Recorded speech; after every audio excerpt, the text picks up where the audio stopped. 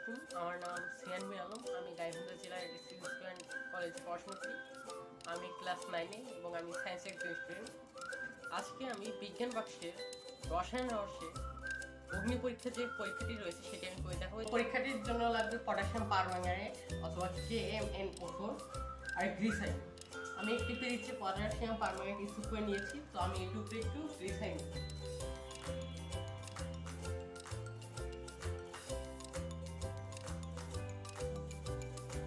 বিক্রিয়া শুরু হয়ে গিয়েছে।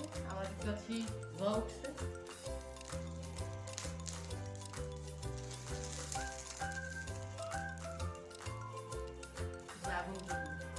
আগুন ধরার কারণটা কি?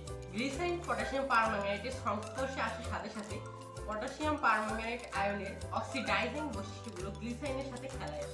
গ্লিসারিনের অক্সিডেশন অনেক এক্সোথার্মিক এবং কয়েক সেকেন্ড পর মুক্তির তাপের ফলে গ্লিসারিন জ্বলে ওঠে এবং ধোঁয়া ওঠে, অর্থাৎ আগে ধোঁয়াটা ওঠে এবং পরে জ্বলে ওঠে।